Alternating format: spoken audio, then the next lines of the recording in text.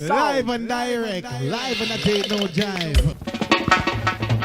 Legalize it. Coming how much can a koala bear? Koala bear, koala bear. Koala bear. Barry pulls a joint out of his pocket. Bill says, "Great, Barry, a reefer." Hi, and welcome back. It's another episode of the Karma Koala podcast. And in this episode, I've got, I'm sorry, Edvin, if I pronounce your surname wrong, Brnčić. Sort of, that's not too Almost. bad. Edvin posted last week on LinkedIn about some new cannabis scams he'd come across because everybody thinks that everything ended with Juicy Fields, even though Juicy Fields still peters on, I think, and they're still sort of managing to small scam people, mainly because the cannabis industry refuses to accept that it's part of the issue and needs to solve it. And interestingly, the reason I got in touch with Edvin is because he's identified a new big scam, but says there are others on the way. But he also noted in his post that nobody really wanted to comment on this issue at all. So I thought, let's dig into this a little bit more. It's blindingly obvious there's cannabis scams happening the whole time all over the planet, just like with lots of other stuff. So we need to sort of open it up a bit. Edvin, thanks for coming onto the show. Thank you for having me. When did you start deciding to identify scams, and how are you managing to do that? Well, back in like 2021, I got familiar with Juicy Fields. I saw all these like exhibitions like Cannabis, where they had like huge booth, after parties, Lamborghinis, customized Lamborghinis with Juicy Fields logos parked in front. It was like, I don't know, like Hollywood scale, but cannabis industry, like all these celebrities that are used to promote this, that they don't know what is it about. It's just using their faces. Some lawyers, like top German lawyers and stuff like this, were helps facilitate this scam, and kind of helped gain legitimacy among the cannabis industry, because if you have the biggest cannabis trade show such as Cannabis, having main sponsor Juicy Fields and giving them big booth where they can promote more, offer some legitimacy. And it wasn't like just Cannabis, was it? Because I mean, I think No. They played a big part of a couple of the ICBCs, and I'm putting on a conference down in South Africa later in this month, and they used those guys as well, and nobody wants to sort of be public about that and say, mea culpa, I made a mistake, because that's all people need to do is, they were scammed as well, but nobody really wants to admit that they were, do they? Yeah, exactly. And then back in May 2022, there was small trade show in Poland, in Gdańsk, Cannabis Fest. First edition was in Warsaw, second was in Gdańsk, and then third one is Katowice. And the second one in Gdańsk was the last event that Juicy Field sponsored, because in the July 22 it collapsed. And at that event, I had the chance to talk with Ian Greenfield, which was CFO of Juicy Fields at the time. And they had a booth there, and I went there with my Danish friend, because they just announced, like maybe a week before the expo, that they signed a deal with some Denmark medical facility, that they started production there and everything. And by coincidence, my friend from Denmark was there, Kater Mary Smogenhagen, and he knew the guy from the Denmark facility, so he made a call. He called him at the event, asked him about Juicy Fields, and the guy asked him, like, well, I don't know about this, like, what is this? I never heard about this, why they use my name?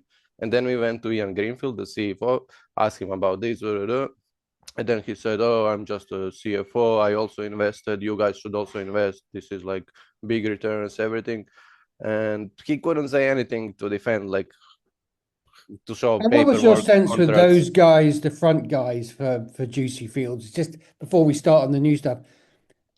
Because it's also still, the Olafsson is sort of looking into it, and now the German police are looking into it, but it's sort of receded into the background. Do you think that the guys that they hired to do the sales for them was scammed as well, or were they more aware than they're ever going to sort of publicly admit to?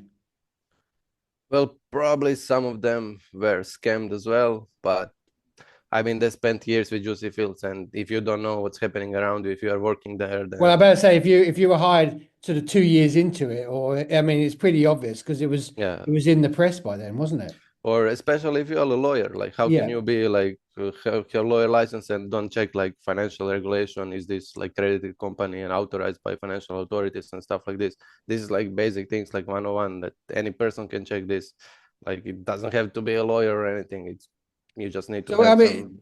where's Juicy Fields now? I mean, I keep seeing bits where they're still sort of, I don't know how, but they're still managing to scam people on a smaller scale. It's still peters on, or is it, in your opinion, is it dead? And just there's a lot of people out of money. I I wouldn't say it's dead. I mean, Juicy Field is probably dead, but there are like other offsprings of it, and people who run away with the money because they're still chasing these people. There is, I think, around 800 million gone, close to 1 billion gone.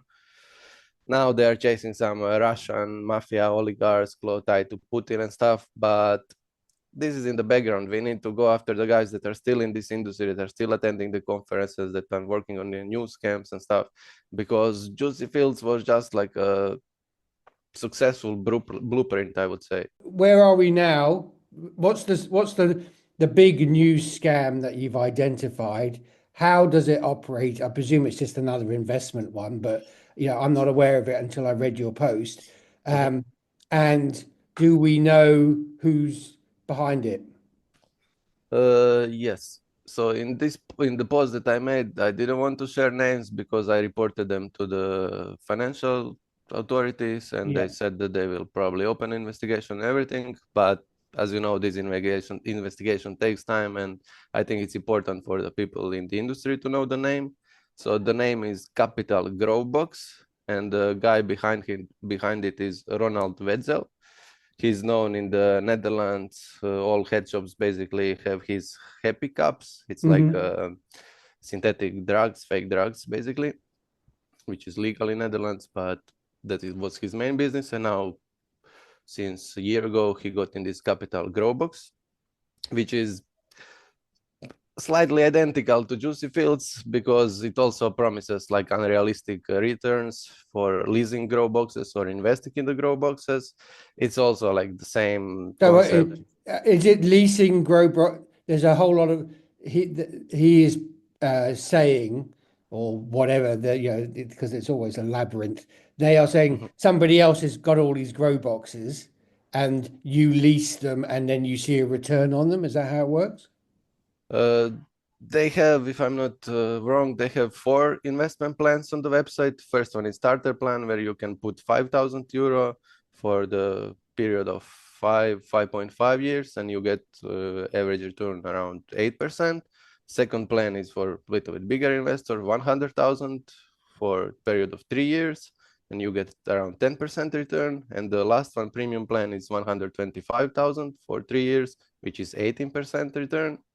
And the fourth option is leasing option, which is advertised as low risk, full outsourcing. Basically, you don't do anything. You just get returns back.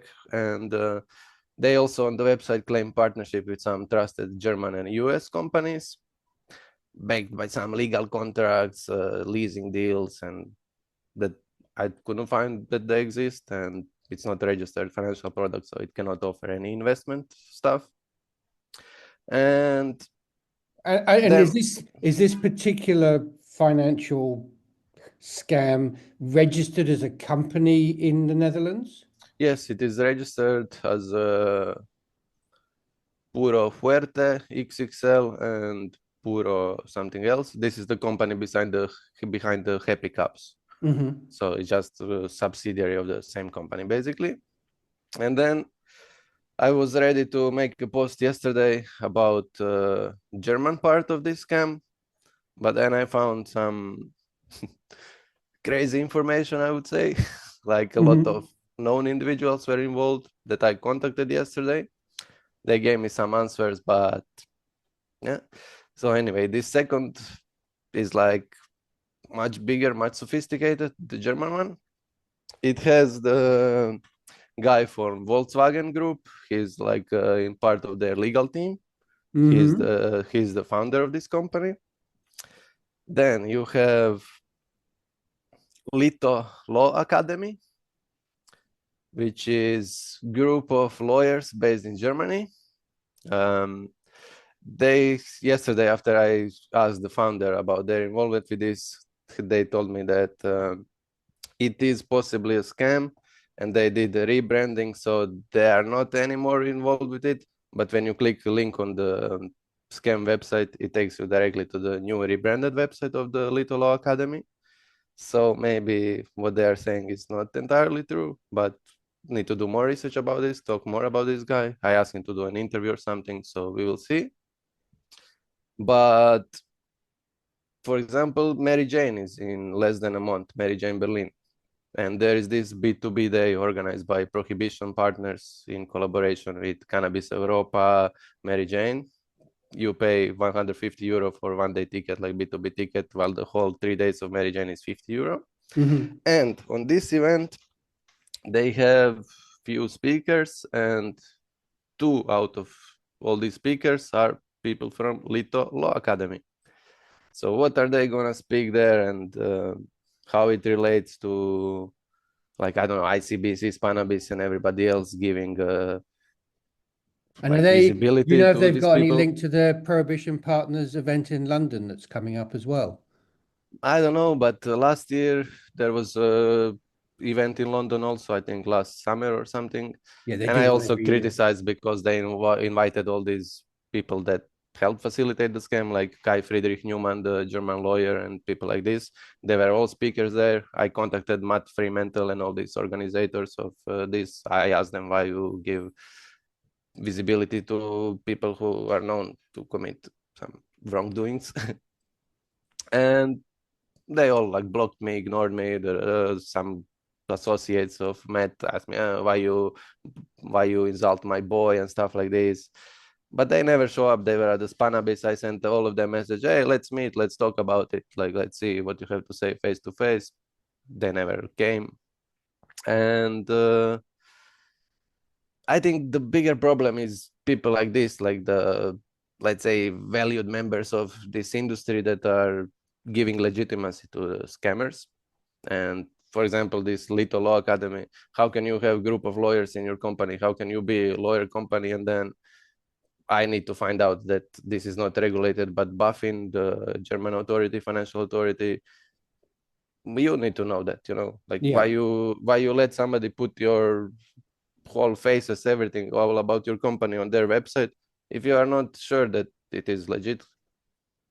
And, So I don't and know. did they, when going back to that conversation when we just spoke to them, they didn't outright deny that they were involved with whoever these mysterious people are, as it always is, because these things are always very fuzzy and everything's kept in the dark, so nobody's really aware of what's going on.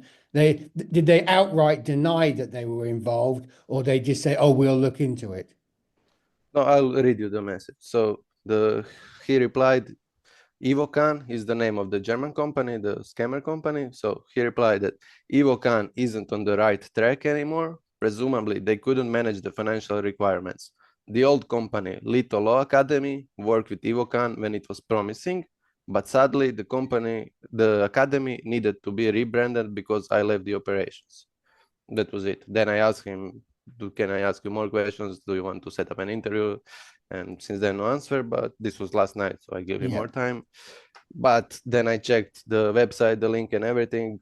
What he says, if you rebranded, you would remove, I think, the link from the website and stuff, but it takes you to the rebranded website. So I don't know, something stinks there. Well, they're moving pretty quickly to rebrand something when it's much easier to just press some buttons to make a telephone call, isn't it? But I took all the screenshot, everything, so in case somebody deletes this from the website, I still have a proof in case somebody needs it. And the BaFin, the German authority that also back in the day issued late warning to juicy fields. when I contacted them, because they have this registry where you can publicly search, like anybody can do a search. I couldn't find anything. Then I double checked with them. Can you maybe help me? They were not really helpful. They just gave me the same link of the database that I did. While the Dutch one, the IFM, I think is the called, they gave me actually the proper answer, like, thank you for the feedback, we will take a look into this, we take these things very seriously, we cannot inform you about the further investigation, but we will open the investigation. So this is the answer that you expect from the financial authority, because it's Well, their of course. job. I Like, mean, and you would doubly expect it from German financial authorities, wouldn't you? yeah. But when somebody says, yeah, you can do it by yourself, we won't gonna anything about it, like, oh, it's your job. I gave I'm you an just making information you that aware you of, should follow, you know, yeah. like, it's your job to follow the information. It's not my job. So I don't know, like, I So, I think mean, there look, is a these lot things are of, always very difficult to dive into. Uh, how deep do you reckon this one goes? Do you reckon it goes as deep as Juicy Fields, or do you think because you've identified it, they're going to be pulling back? But the problem is, greed is always. This is all about greed. So they, as you say, the Hydra just changes its head, doesn't it? yeah. And the German cannabis industry is still fresh. Like, since last April, there has been the partial legalization. So this is now the place for everybody to go, but also for the scammers, because it's new market. It's easy to scam new people, and this one probably won't ever get near the juicy fields, like 800 million and stuff. But probably it already made some, Yeah, because it has exactly. been Well, active you since only last know year. about them when they've made some money. Yeah. Yeah, that's just how it works, isn't it? Yeah. So just Juicy Fields and this, it's they're investment scams and they're persuading. Well, this one seems to be asking for a bit more money than some of the smaller end of the Juicy Field, where they went for the Mhm. mass market and had smaller investments. Are they getting more? Do you think they're getting more sophisticated as they move forward? Are there other sort of scams coming into play? Can you identify them yet?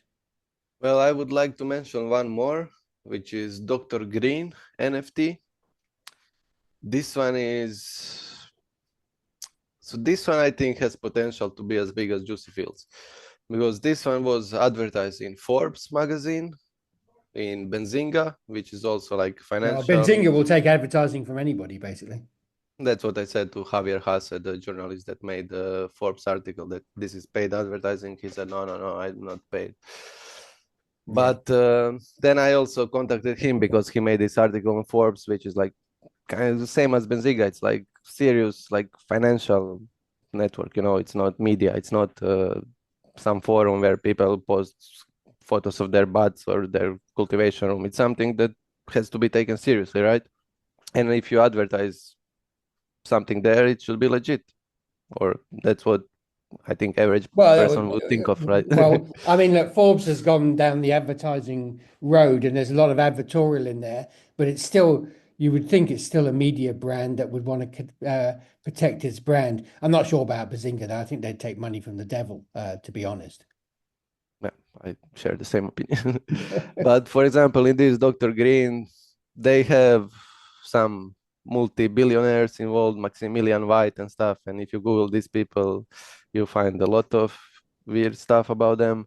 Then they use the guy from the Friday and Marlon Wayans or Damon Wayans, one of the Wayans brothers, the Mhm. Hollywood guys. So same like there was Jim Belushi at ICBC and people like that. So it's like copy Yeah, paste. you always use the Hollywood Yeah. doesn't have the same draw that it used to, but it still has enough of a draw Yeah, to I bring mean, they will people do in. anything for the money, it's pay to Yeah, play. So yeah. if you have enough money, you can get whoever you want to talk, whatever you want them to talk. And they claim to have some facilities in Portugal, um, where basically, so it's NFT, so it's like decentralized cannabis Well, cultivation. that's what I was going to ask you. I mean, as you know, Trump deregulates crypto in the US, we're going to see there was like a burst of it about just before the pandemic. You know, there was a burst of sort of crypto cannabis rubbish, basically. I don't think it was even scams. It was just badly thought out ideas. But they're far more sophisticated now. So I think we're going to see a lot more of it, NFT, crypto, meme stuff coming in. That it's just, well, to be honest, absolute bullshit. Yeah. Yeah, and there's no real way of tracking the money once Yeah. it's there, so it's easy to run away. It's not just rob somebody and there is a So trace, but this one basically what says we have facilities, we're growing weed, and if you buy our NFT, you're going to get a return of. so yeah, in their white paper they say there are also some lawyers, like let's say famous lawyers, cannabis lawyers, some cannabis consultants listed there. So they have this state-of-the-art facilities, two major facilities in Portugal. So they have some profitability projections there. So for example, like for one NFT is 10,000 euro, so investment of 10,000 euro. It has growth potential if assuming it's held for 1 year of 113.9 thousand euros. And they are saying like organic growth is sold after 2 months is projected like 25% monthly after so that's like 15,000. Then after 4 months you should have 22.5 thousand. After 1 year 113,000, which is I think Yeah, well, especially with not the way the realistic, market is at the moment, where No. the only market that can buy a lot of this stuff is Germany, and Canada controls most of that market. So it seems, you know, wild. Yeah, And and some of the other markets like Australia, which are actually beginning to tighten up. So you know, there's a lot of people coming on the market at the moment who are purporting to be really good yeah, return and on investment, but you know, it just so you think this one looks more like a scam than a kosher investment concept. yes, I mean it has the same things as Juicy Fields, all these celebrities, lawyers, Yeah. how they do this. I was once on their Instagram live. They had this some kind of witch. Like she she really is a witch. She has like the wizard hat and all this stuff. She was there on the stream and people like this. And I asked them like directly, can you explain me what makes you different from Juicy Fields? And then this guy Ricardo Capone, yeah, Ricardo Capone, I think he's the CEO, founder, or whatever. Then he went there to answer me live. And he said that they actually own the facilities, they grow cannabis and stuff like this. But the facility that they own in Portugal, I checked, is very small facility. So in order to produce what they say that they are producing, you need bigger facility. It's not possible to do it in like, I don't know, 10 square meters or something like this. I don't know. And then recently also there was announced, I don't know if it was on Benzinga or where, that some global perspective group from Gibraltar bought Mhm.